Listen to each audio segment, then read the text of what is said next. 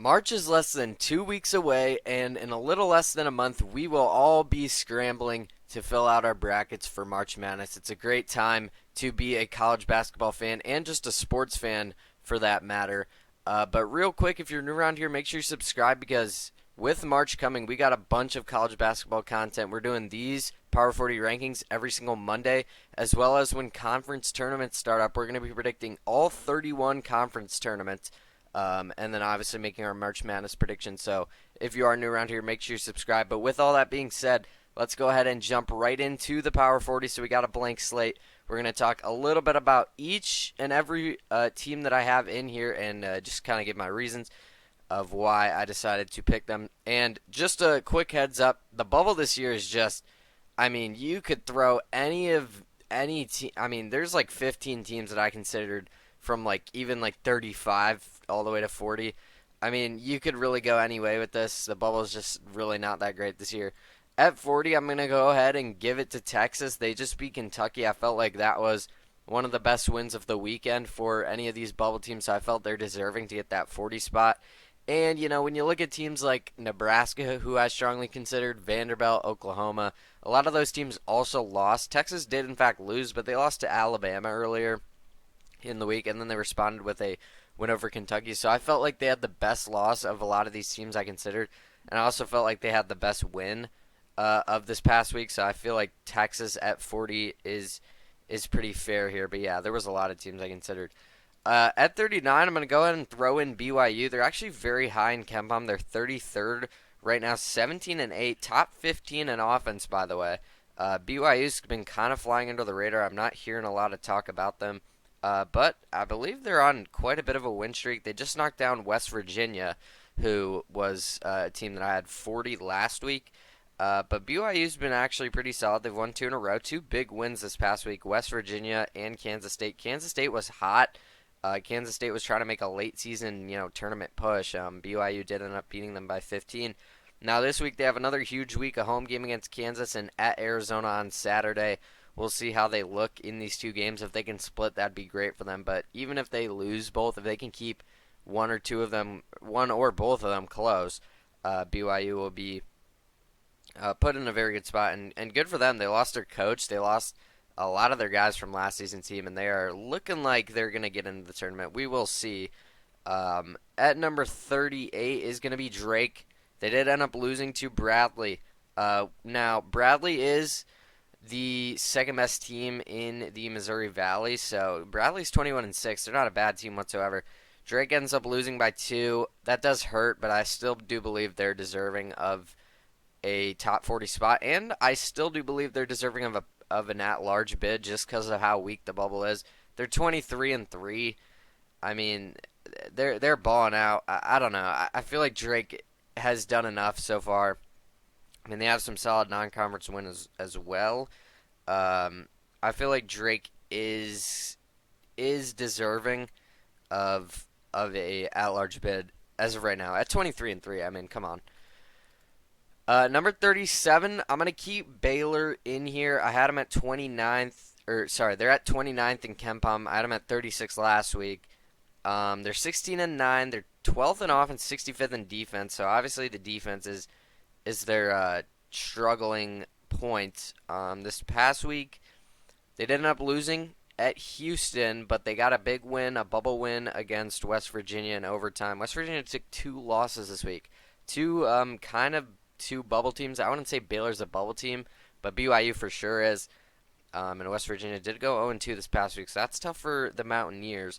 But Baylor at 16-9. I feel like they have all the talent, in the world to make a deep tournament run. Norchad Omier, VJ Edgecombe, Jeremy Roach, Robert Wright III.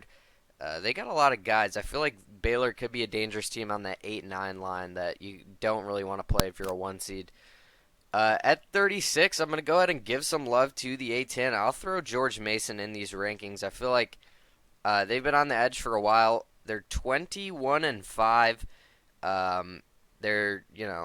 Are they first? Yeah, they're first in the A10 right now, 21-5. George Mason's doing their thing, man. So shout out to George Mason.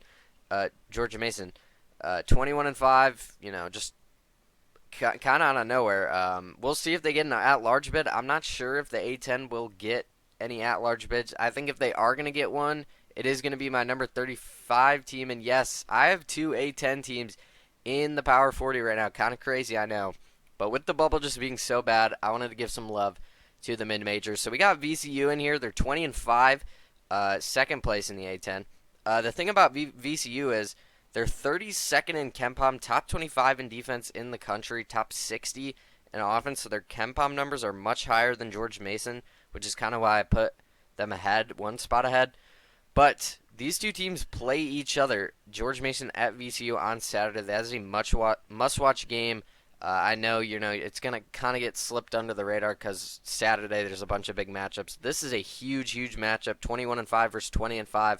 The top two teams in the A10, both fighting for trying to get into the tournament. Can they get an at-large bid? We'll see. But yeah, with the way VCU's playing, and their KenPom numbers support this, I think they are deserving to be one spot ahead of George Mason, even though George Mason is ahead of them in the conference standings. We'll see what happens We'll see what happens on Saturday because these two teams do play each other. But yeah, it's going to be very interesting. Must-watch game right there. Number 34 is going to be Utah State. Now, they lost to New Mexico again, so that kind of puts – we'll get to New Mexico later, but Utah State is – New Mexico's kind of made a bit of a gap there. Utah State is now firmly, I think, second in the Mountain West. They're 22-4. They're 1.5 games ahead of third place and 2 games behind first. So it looks like Utah State will get the second seed in the Mountain West, but I think they'll be fine. I think they should get in that large bid. They're 22-4. Besides their 2 losses to New Mexico, they only have 2 other losses. They have some solid non-conference wins, I think. They beat Iowa. Actually, I'm not sure if they do. I mean, they beat San Diego State. They beat St. Mary's. That's a pretty good win. I know San Diego State's not a non-conference win. One of their only losses is to UC San Diego. By the way, shout out to the Big West. UC Irvine and UC San Diego are right outside the Power 40. Just wanted to give, a little shout out there because those two teams are playing amazing. And, the fact that the Big West could potentially get 2 teams in, I'm not sure if they will. But the fact that that's even, being thrown around is just amazing to hear.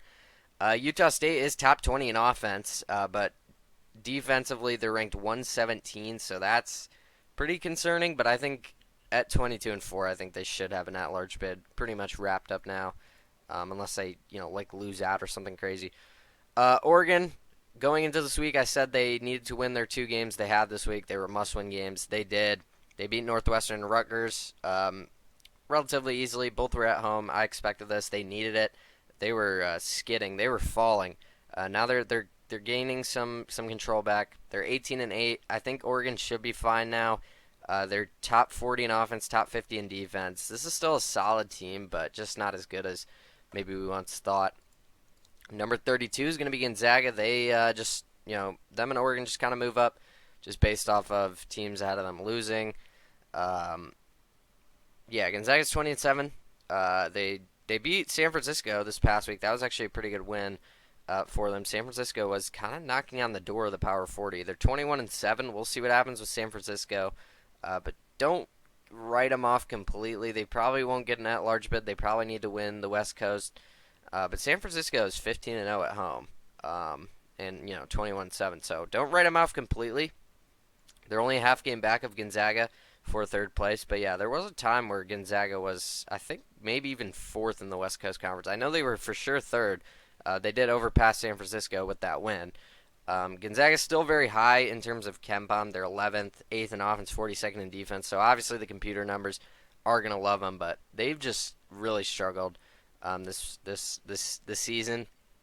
Still got Graham Ike, still got Khalif Battle, but Ryan Nembhard as well. I mean, they have really good players. It's just they haven't produced the non-conference wins. They've lost a lot of games in conference that they probably shouldn't have lost, but they should still be a tournament team. And they're kind of like Baylor in a sense where if you get them as a 7 seed, 8 seed, 9 seed, they could be dangerous. Speaking of that, UConn is another one of those teams that if you get them as a 8, 9, they will be dangerous in the second round. The problem with UConn is I'm not even sure if they'll make it out of the first round with the way they're playing. I mean, they got a huge win at Creighton, and you could argue UConn should be ahead of Creighton. And I wanted, 28 through 31 was very tough. I'll get to why shortly, but I wanted to put UConn ahead of Creighton because UConn went into Creighton and beat them. But then UConn lost to Seton Hall in overtime. They collapsed at the end of the game. They were up 7 with like 30 seconds left. They somehow lost. UConn is just the defense is just, I'm going to be honest, it's just terrible. McNeely just had like a crazy outing the other night against Creighton. But then they lose to Seton Hall. Like I don't know what to think. They're 36th in KenPom. They're behind teams like Oregon, Texas, BYU, VCU, Ohio State, who has 11 losses. Um, I mean, they're just narrowly ahead UC San Diego. And I know UC San Diego is amazing. Don't get me wrong. They're top 50 in both offense and defense. But UConn being in that conversation is just crazy. And if they lose a couple more games, they are like dangerously close to starting to get into the bubble conversations, which is crazy. As the back-to-back defending champs with Caravan, they have really good players. But yeah, defensively ranked 100th. That has gone up a little bit, so I guess that's promising. But 13th in offense, 100th in defense. That's just not going to cut it if they want to be, where they were the past 2 years. And I wouldn't expect them to win it all, but like now we're getting to the question: can they even win? Can they even make it out of the first round? Which is not where you want to be. So yeah, UConn moving down 4. But again, if you get them as a 1 seed in that second round, this is not a team I would want to play in the second round. But now that poses the question: can they even make it out of the first round? Because the way they're playing, it's a fair question to ask. At 30, I'm going to go ahead and put UCLA. They're 15th in defense, barely outside the top 40 in offense. I do really like this UCLA team. And they lost this past week to Illinois. They got a win at Indiana, who is desperately needing a win, so that was a good win, I guess. But with UCLA, I don't know. I mean, they play really good defense, which I think will help them come March. But yeah, 19-7. I mean, they're ahead of some pretty solid teams. They're ahead of Marquette. They're ahead of Mississippi State. So UCLA is promising. They've shown flashes, but I want the consistency. I'm going to put Illinois ahead of them. Illinois is not moving. Illinois beat UCLA, but then lost to Michigan State at home. So I felt that kind of evened out a little bit. You could argue they should move down. But you look at, I mean, I'm not going to drop Illinois behind UConn. They also lost. I'm not going to drop Illinois behind Gonzaga, Oregon, Utah State. And Illinois just beat UCLA, so I felt like it's fine to put them at 29 even though they lost. They're still ranked 20th in KenPom, 14th in offense, 28th in defense. Still, like, very solid there. Yeah, Kasparas Yakichonis is one of the best freshmen in the country. I still do believe in this Illinois team. Coming up this week at Wisconsin, who is playing amazing right now, and then home against Duke on Saturday. This is a huge week for the Illini because there's a chance they lose both these games, and coming out of this week they're 17-11. That's not where you want to be, but it is definitely in the cards. I wouldn't be shocked if it did happen. So yeah, Illinois's got a very tough closing schedule. At Wisconsin, home against Duke, home against Iowa. That should be a win. But then 2 games in March at Michigan, and then home against Purdue. That's not all that exciting if you're an Illinois fan. You have 4 very tough games of your last 5 games. I think they need to win that Iowa game. I don't think they'll lose all 4 of those games, but there's a world where they lose 3, maybe even all 4. I don't think they'll lose all 4, but I think there's a chance they lose 2 or 3. And with that being said, that could put them at 11, 12, maybe even 13 losses if they do lose all 4. Which, I mean, Illinois should be in. They have a very strong resume. They have played a very tough schedule. But, that does lower their seeding a little bit, But if they do end up winning those games, they could get as high as probably a, dare I say, 3 or 4 seed, depending on what they do in the Big Ten tournament. At 28, I'm going to put Creighton. I know UConn just beat Creighton, but listen to my logic. Creighton was 25, and, this gets to the point where Creighton lose one game. Do I drop them to 31? They lose one game to UConn. Do I drop them 6 spots? You could argue yes. Creighton also lost to St. John's. But, I'm not going to move Illinois up a spot because Illinois also lost this week. I don't feel like UCLA should be ahead of Creighton because both of them lost and Creighton was ahead last week. So, I don't know. I know Creighton lost 2 times this week, but you got to keep in mind Creighton was so hot before this, and they lose to UConn and St. John's, one of them being on the road, both of them being very close games. I feel like it's fair. Kalkbrenner and Ashworth are still doing amazing. Creighton is still ranked 31st in KenPom, top 30 in offense, top 30 in defense, top 45 in offense. I mean, you could argue.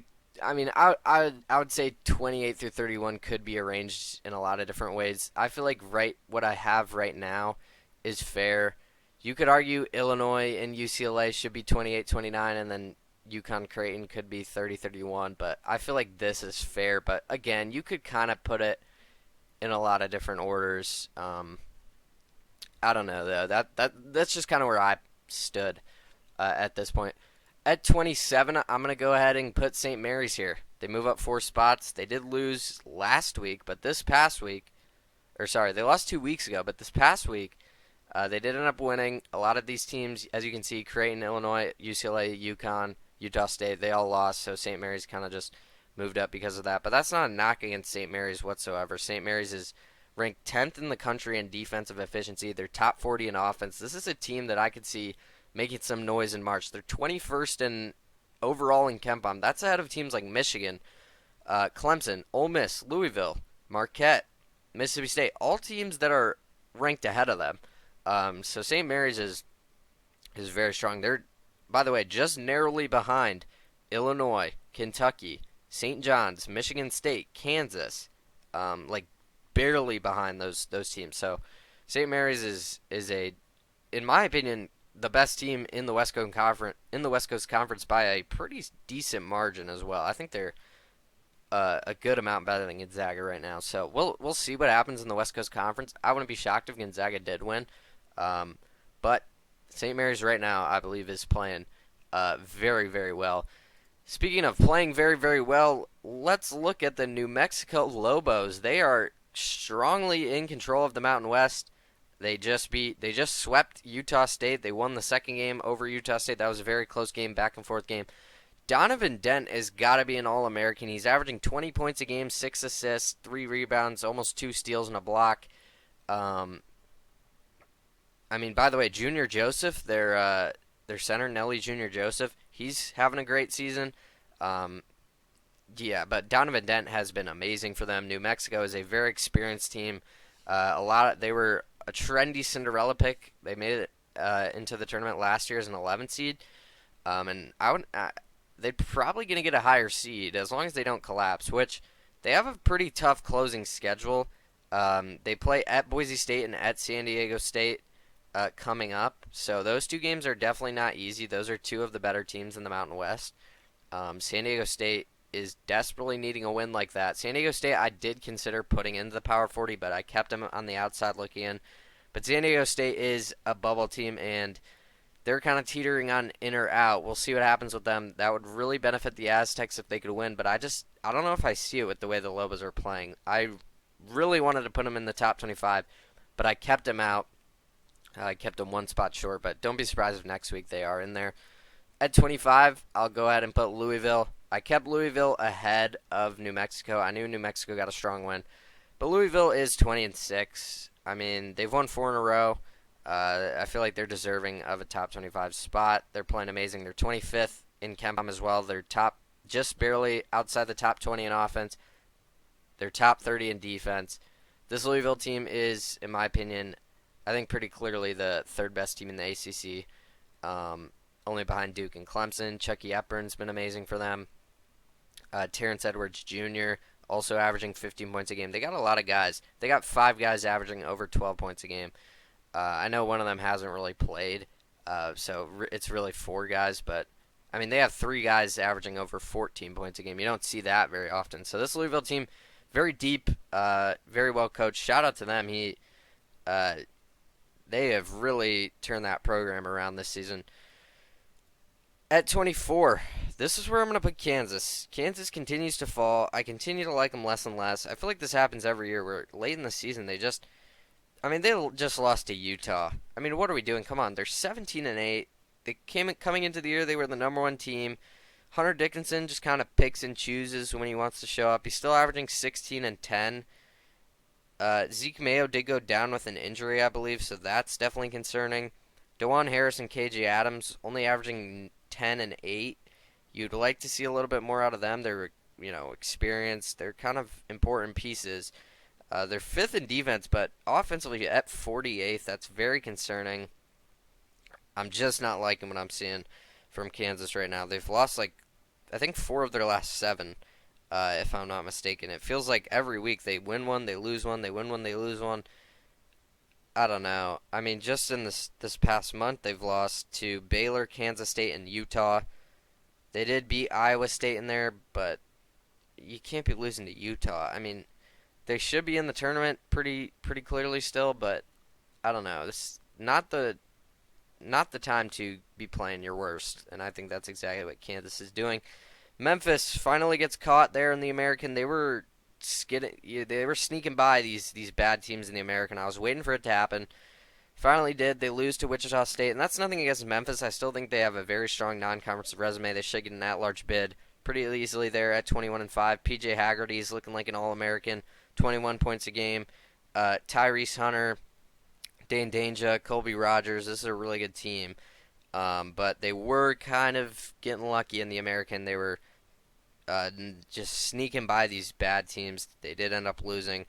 But, like I said, they should still have an at-large bid pretty easily. They have a very strong non-conference resume.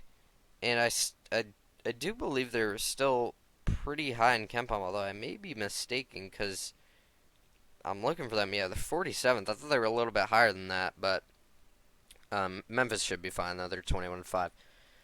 22, I'm going to have Ole Miss. Now, Ole Miss is, when they play good teams, it's kind of a 50-50 chance, it seems like, if they win. Just this month, they've lost to Auburn. That's okay. Then they beat Kentucky. They just lost home against Mississippi State, however. This next week, they only have one game at Vanderbilt. Vanderbilt desperately needs that win. Ole Miss is 19-7. They should be pretty clearly in, though, playing in the SEC. 19-7 at this point. In conference, they're 8-5. Like, they should be just fine. At least I think.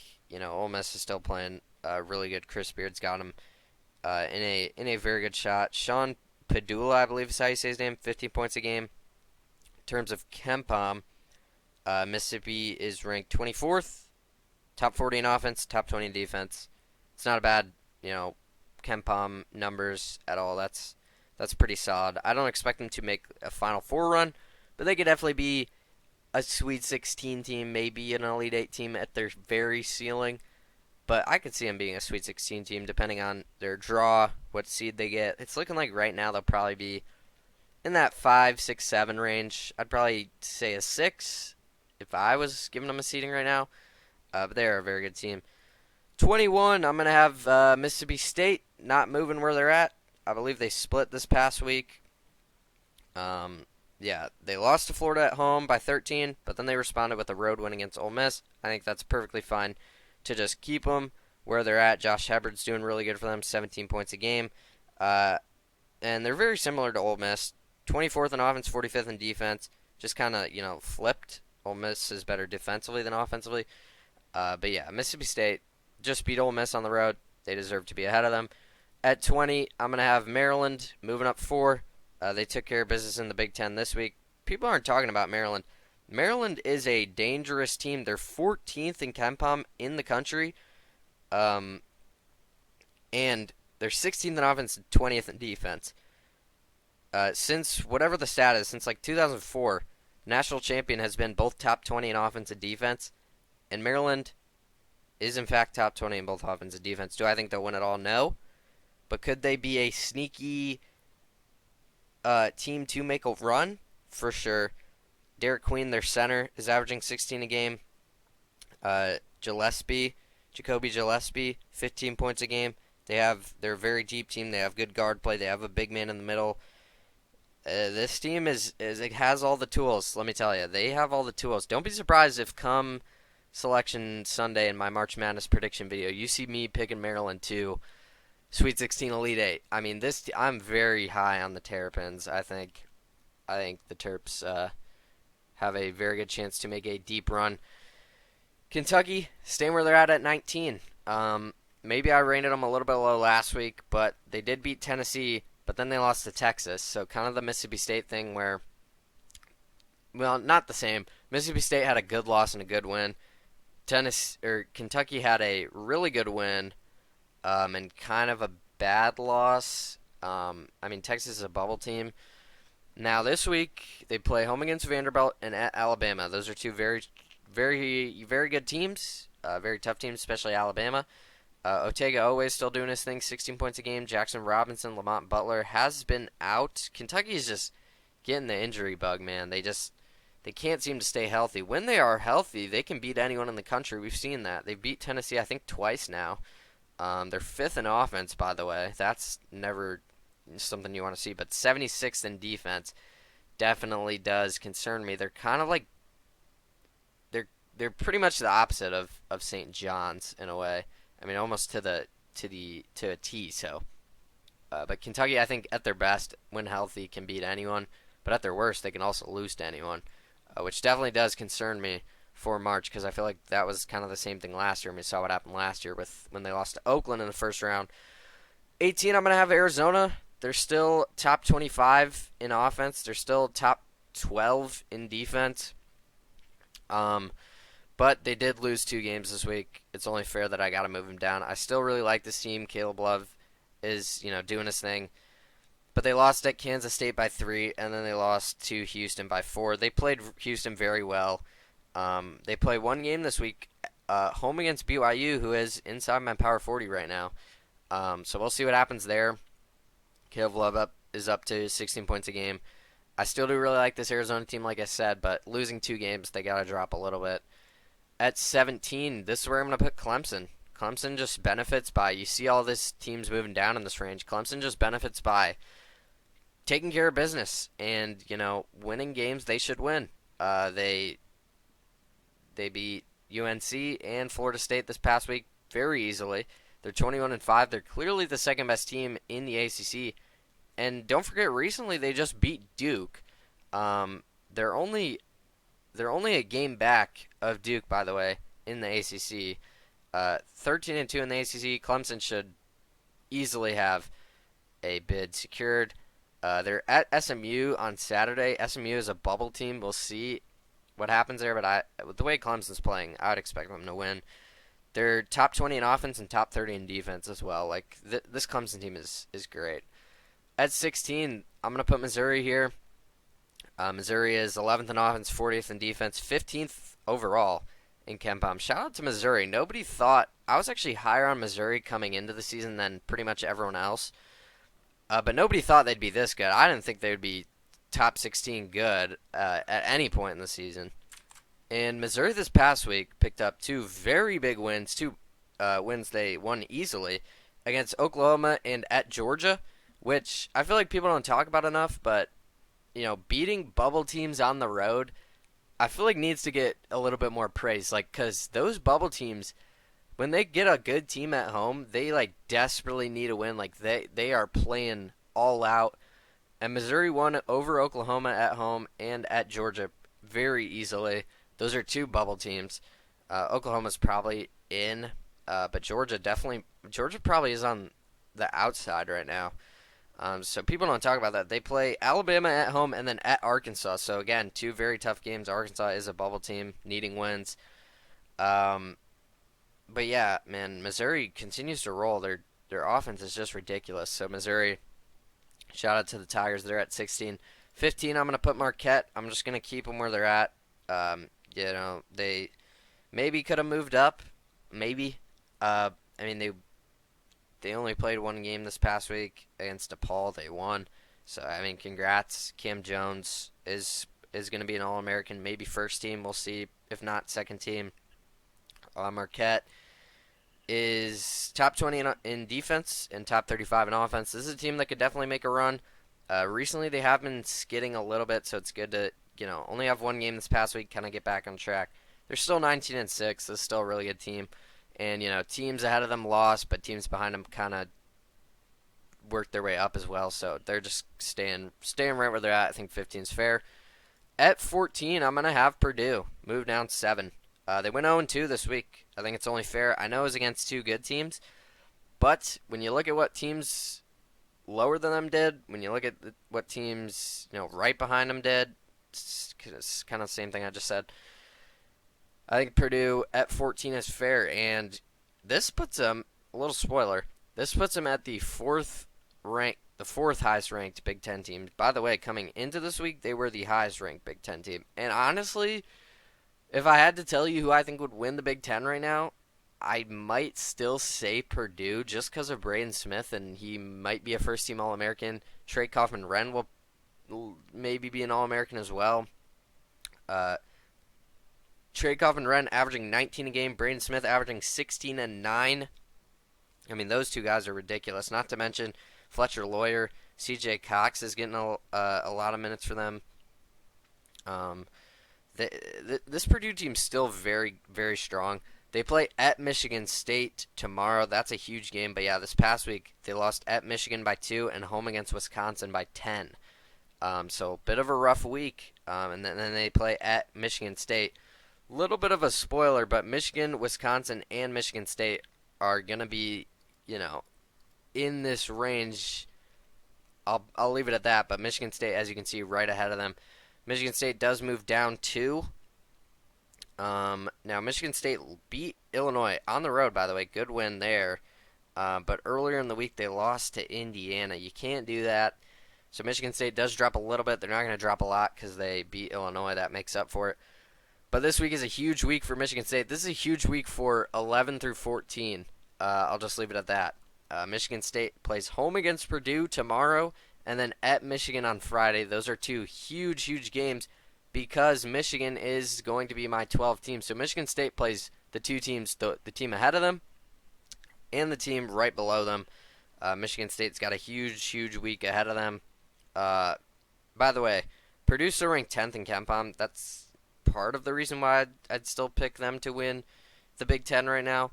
Michigan State is 20-5. They're ranked 17th. They're narrowly outside the top 25 in offense and inside the top 15 in defense. When looking at Michigan, they're 22nd in KenPom overall, but 21st in offense, 22nd in defense. Maybe the most well-rounded. Honestly, probably the most well-rounded of the 4 Big Ten teams I have right here. Little spoiler. Yes, I do have Wisconsin right here. But let's talk about Michigan real quick. Michigan this past week, huge week, right? They move up 10 spots, you can see. They beat Purdue, and then they win at Ohio State. Like I said with the Missouri thing, when you win on the road against a bubble team, those are good wins. This week they play home against Michigan State. That is a huge game. But man, Danny Wolf, Vlad Golden just continue to dominate. Those two bigs are a problem. Michigan has a lot of the tools to make a deep run. The only thing I worry about with them is they do tend to play a lot of close games, but they're very well rounded. They have 2 bigs. That's a matchup problem. So that definitely helps them. But then Wisconsin moving up 9. I kept them ahead of Michigan just because they were ahead of Michigan last week. And Wisconsin went into Purdue and won by 10. Michigan beat Purdue by 2 at home. So I felt like Wisconsin got the better win. And they were already ahead. Wisconsin this week plays 2 home games, 2 pretty important home games, home against Illinois and home against Oregon, 2 teams that are inside the Power 40 on the back end, but still very good teams. And yeah, Wisconsin, I was kind of hating on them last week, but John Tonje, I believe that's how you say it. I think that's how you say it. I looked it up just to make sure. Tonje, I think that's how you say it. But he's averaging 19 points a game. He could potentially be a first-team All-American. Definitely second or third. John Blackwell as well, averaging 15 a game. Wisconsin is the highest Big Ten team in KenPom. They're also the highest in my rankings right now.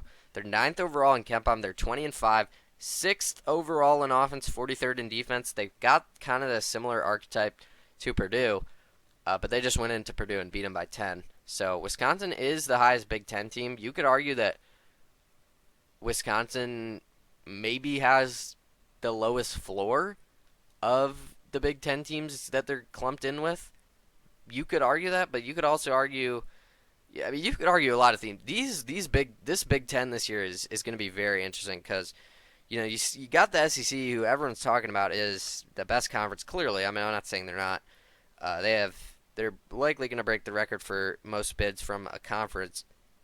But the Big Ten is just so closely compacted together. I mean, look at this. 11, 12, 13, 14. Not to mention Maryland is right there at 20. Don't count them out. I just was praising them.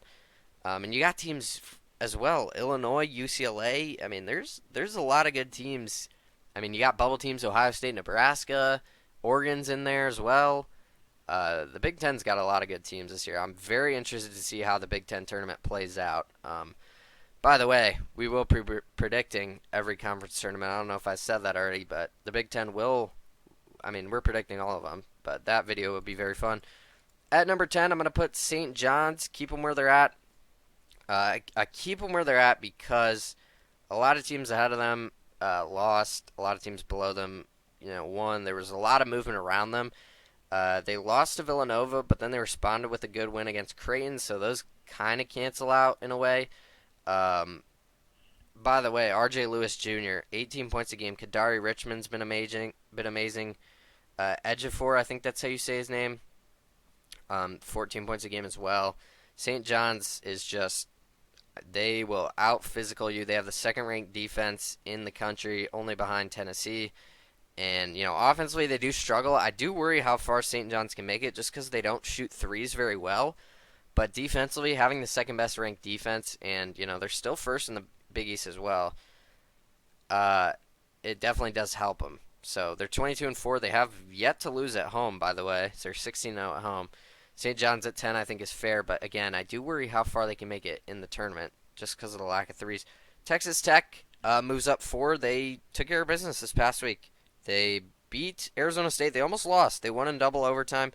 And then they go out and beat Oklahoma State by 40. Oklahoma State's not a very good team, but they did take care of business. This next week they play at TCU and home against West Virginia. They should be able to win both those games. And, yeah, shout out to Texas Tech. JT Toppin, 17-9. He's been amazing. Chance McMillan, Darion Williams. All three of those guys are averaging over 15 points a game. Texas Tech is 7th in KenPom, 9th in offense, 32nd in defense. This Red Raiders team, man, kind of just came out of nowhere here mid-season, but they're all the way up to 9 now. They continue to climb. Iowa State took care of business this week. They're still top 20 in offense, still top 10 in defense, 20-5. They're 8th overall in KenPom. Don't count out Iowa State. I know you may have forgotten about them because they had a little bit of a skid, but they're it's looking like they're back. They lost 3 in a row. Now they've won 3 in a row. On Saturday, they play at Houston, though. That's going to be a very tough game, obviously. But, yeah, they got 5 guys averaging over 10 points a game. I believe Momcilovic, I definitely did not pronounce that right. But I always forget how to pronounce his name. He has been injured, so when he comes back, if he's not already back, I don't think he's back. If he's not already back, when he does come back, this team is going to be a lot better. Still got Curtis Jones, still got Keyshawn Gilbert, Joshua Jefferson as well, Tamin Lipsey, obviously.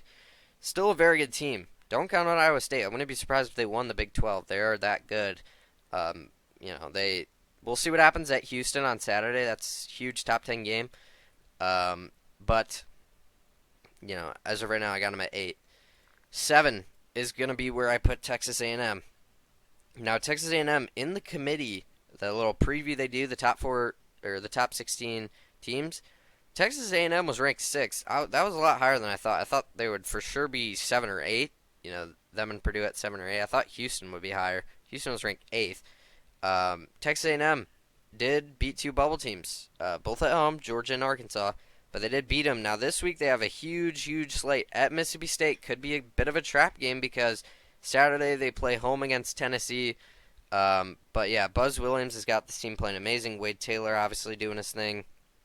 Texas A&M is sixth in defense, 40th in offense. That does worry me a little bit. They're a little one-dimensional at times offensively. But yeah, we'll see what happens against the number six team I have, which is going to be Tennessee. A&M gets it at home, which is a huge advantage. But Tennessee, that defense, this is going to be a very low-scoring game. If you're a betting man, bet the under, because these two teams are. Tennessee's the best defense in the country, and A&M's, like I said, sixth. But yeah, Tennessee this past week lost at Kentucky, but then beat Vanderbilt. They only play one game this week at A&M. That's a huge game for the SEC standings for really a lot of things. Yeah, 6 or 7. Gonna be a fun one.